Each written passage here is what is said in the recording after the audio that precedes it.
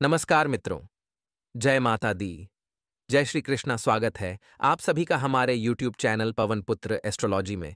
तो मेष राशि वालों, हमारे शास्त्रों में कुछ ऐसे संकेत बताए गए हैं जो अगर आपके अंदर या आसपास किसी व्यक्ति के अंदर आपको दिखाई देते हैं तो समझ जाना है कि वह इंसान कोई साधारण इंसान नहीं है।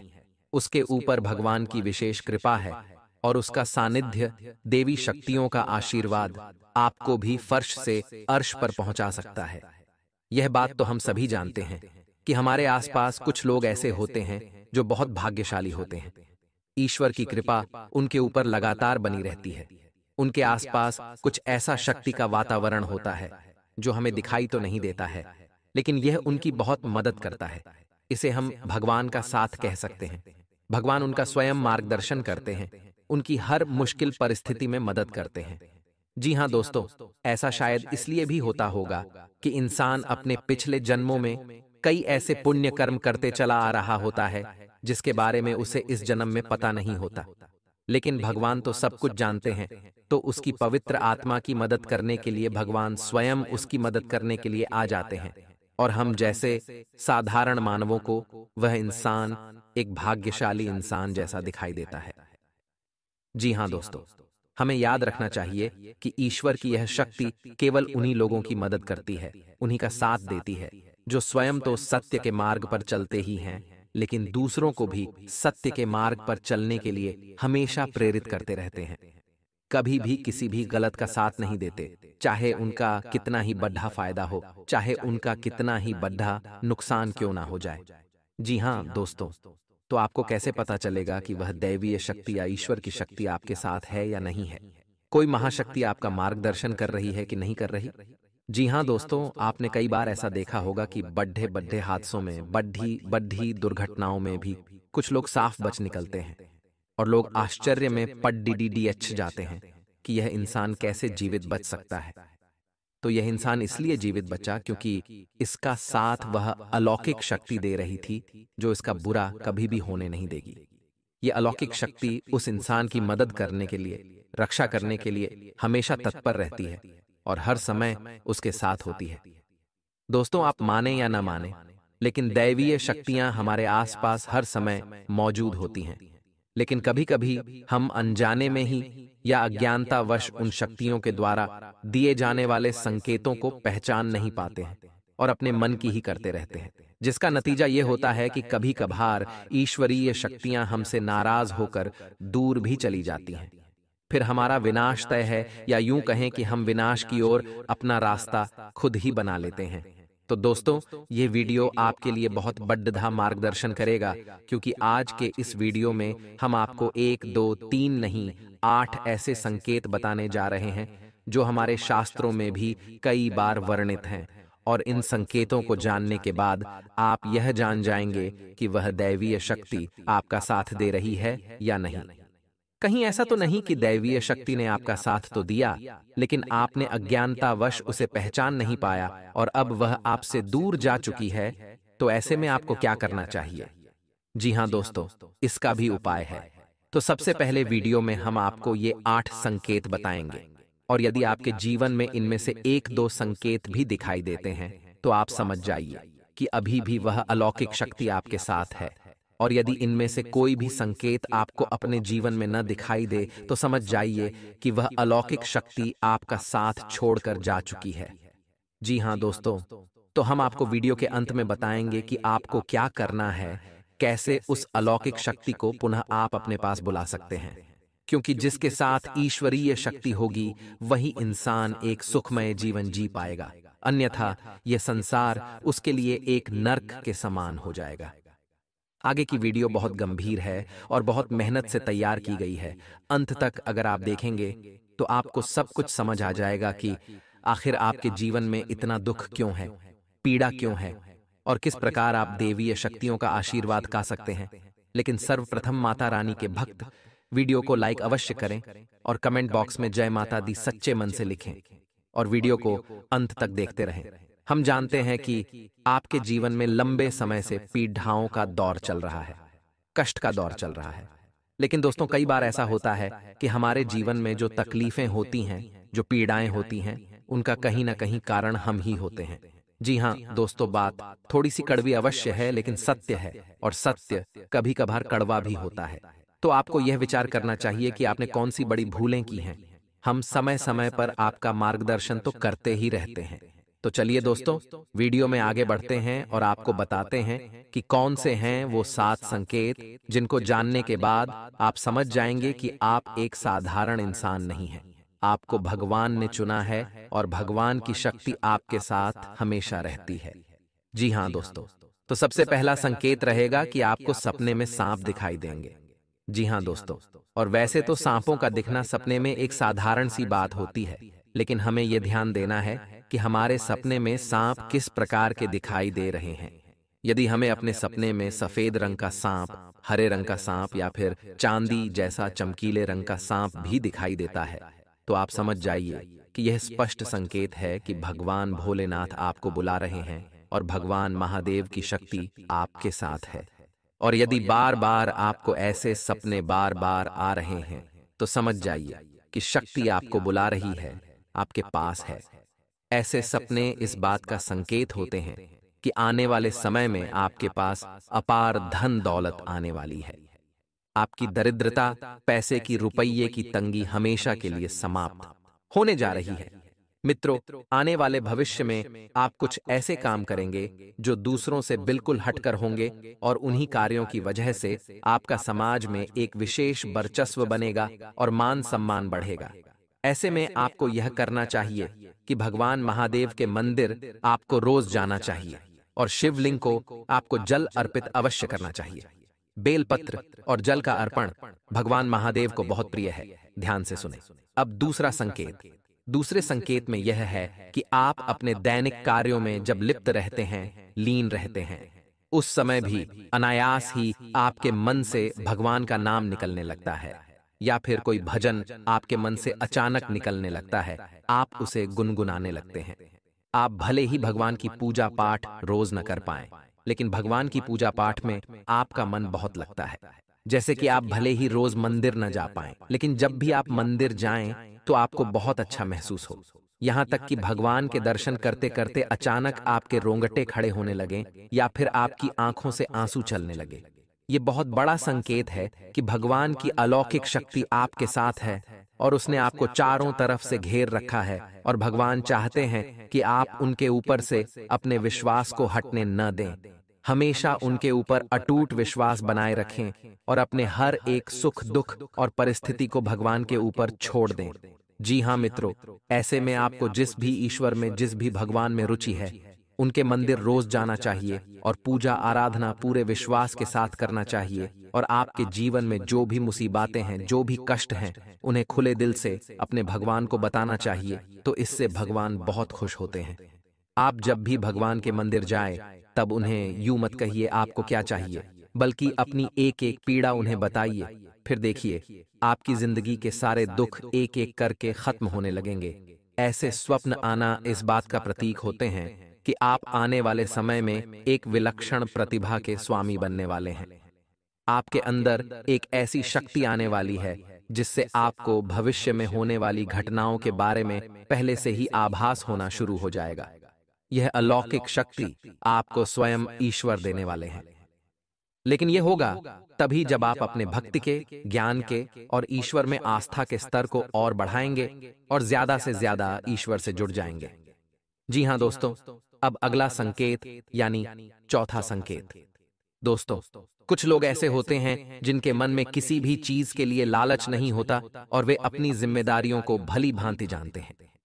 यदि आपके स्वभाव में भी ऐसा है कि आपके मन में किसी भी चीज के लिए लालच उत्पन्न नहीं होता, किसी से भी जलन की भावना उत्पन्न नहीं होती, और आप अपने पारिवारिक और सामाजिक कर्तव्यों को अच्छी तरह से जानते हैं और उन्हें निभाते हैं, तो समझ लीजिए कि आप कोई साधारण इंसान नहीं हैं।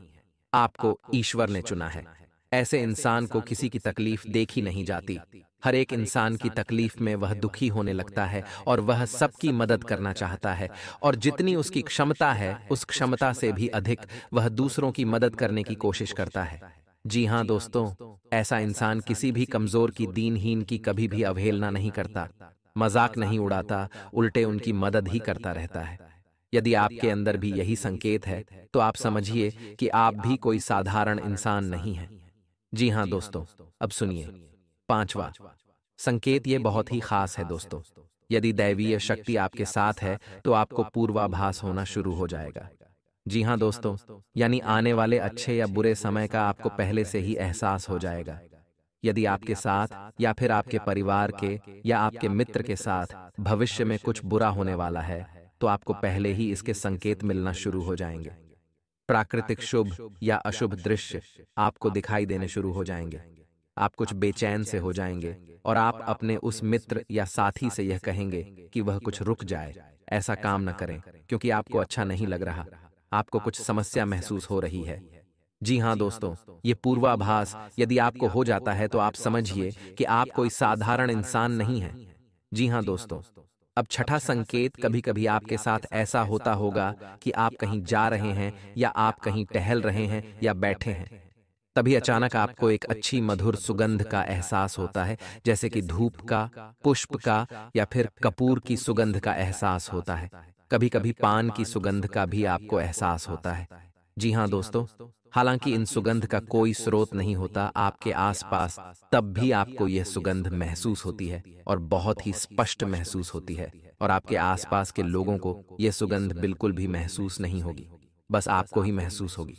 तो आप समझ जाइए कि आपके आसपास एक दैवीय शक्ति है, एक अलौकिक शक्ति है जो आपको अपने होने का एहसास करा रही है।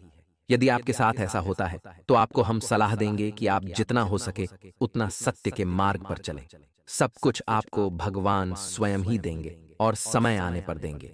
इसलिए आपको भूले से भी किसी गलत काम का या गलत इंसान का साथ नहीं देना है और असत्य नहीं बोलना है। जी हाँ दोस्तों, ये बहुत ही महत्वपूर्ण है। यदि आप ऐसे में सतर्क नहीं होंगे, तो यह दिव्य शक्ति आपको छोड़कर चली जाएगी। जी हाँ दोस्तों, अब सातवां संकेत ध्यान से सुनिए।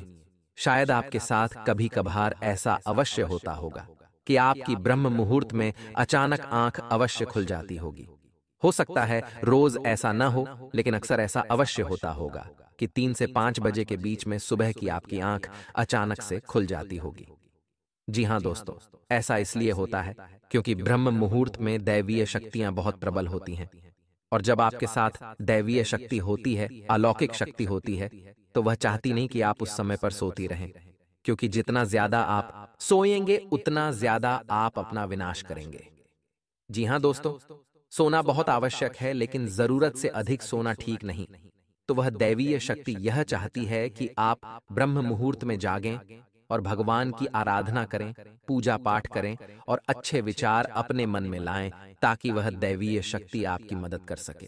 जी हाँ दोस्तों, ईश्वरीय शक्ति आपकी मदद करने के लिए तैयार है, लेकिन जब तक आप अपने आचरण और अपनी ऊर्जा को पवित्र नहीं करेंगे, तब तक वह दैवीय शक्ति, अलौकिक शक्ति या यूं कहें कि भगवान की शक्ति आपकी मदद नहीं कर सकती।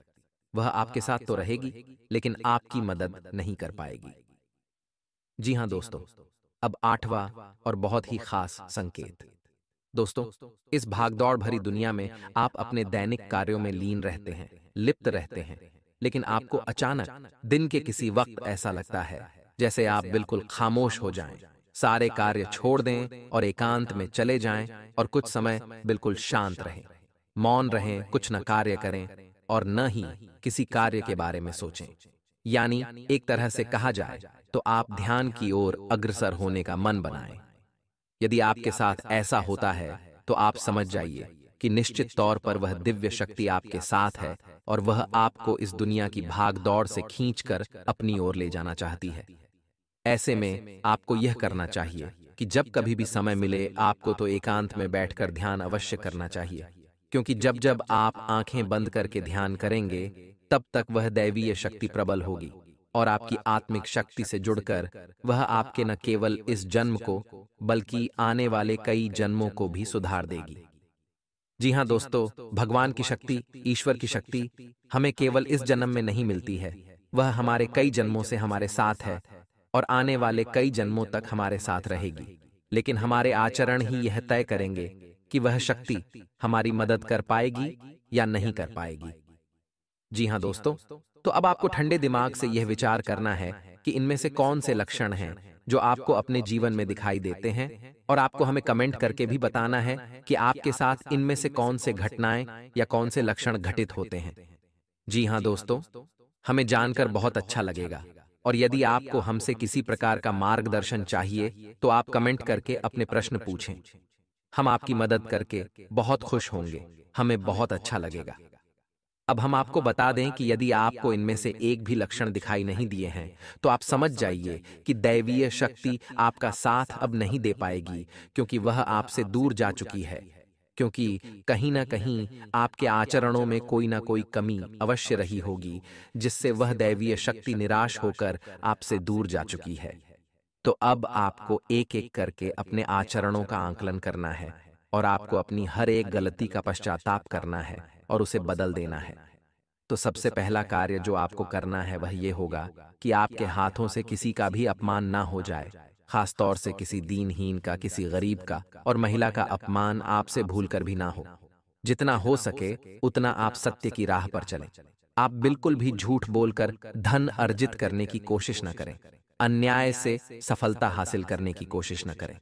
दोस्तों, जब तक ईश्वर नहीं चाहेंगे, आप कितनी ही मेहनत कर लें, आपको कोई फल प्राप्त नहीं होगा। जब ईश्वर चाहेंगे, सफलता आपको तभी मिलेगी जब आपको समझ आने लगेगा कि इस दुनिया के लोग सब मतलबी है, और हमारा साथ कोई देगा तो केवल भगवान ही देंगे। आज मुझे जो कुछ भी मिला है भगवान की कृपा से ही मिला है, और जो आगे मेरे साथ होगा वह भगवान की कृपा से सब अच्छा ही होगा। ऐसा मनोभाव अगर आप बना लेंगे तो जिंदगी में कोई दुख आपको परेशान नहीं कर पाएगा, आपके साथ कुछ गलत नहीं होगा, कोई अपना कुछ बिगाड़ नहीं पाएगा, क्योंकि स्वयं महाकाल आपके साथ खड़े होंगे। और जिंदगी में एक बात हमेशा ध्यान रखना कि जो इंसान दुनिया के भरोसे न रहकर भगवान के भरोसे रहता है, वह जीवन में कभी भी नहीं हारता है। जब जीवन में आता है तो घबराना नहीं है। देखिए, भगवान पर विश्वास करना है, उस छोटे बच्चे की तरह जिसे जब हम हवा में उछालते हैं तो वह मुस्कुराता है, डरता या रोता नहीं है, क्योंकि उसे पता है हम उसे गिरने नहीं देंगे। उसी प्रकार से भगवान पर विश्वास करिए। चाहे जिंदगी में संघर्ष आ रहे हैं, उतार चढ़ाव आ रहे हैं, अब डरिए, रोइए मत। अब मुस्कुराइए और आप अपने मालिक पर भरोसा रखिए कि वह भी आपको गिरने नहीं देंगे। फिर देखिए, जिंदगी कितनी शानदार हो जाती है। यदि आप नौकरी में बदलाव की सोच रहे थे तो भूलकर भी आवेश में आकर कोई निर्णय मत लीजिएगा, वरना आपका निर्णय आप पर भारी पड़ेगा और आपको बहुत पछताना पड़ सकता है। हालांकि लाभ के मुकाबले खर्च की अधिकता ज्यादा बनी रहेगी और मान सम्मान में आपके थोड़ी सी कमी आने वाली है। इसलिए ना तो आपको सम्मान का आमो रखना है, न ही अपमान का भाई रखना है। आपकी जिंदगी सुव्यवस्थित रूप से चलती रहेगी।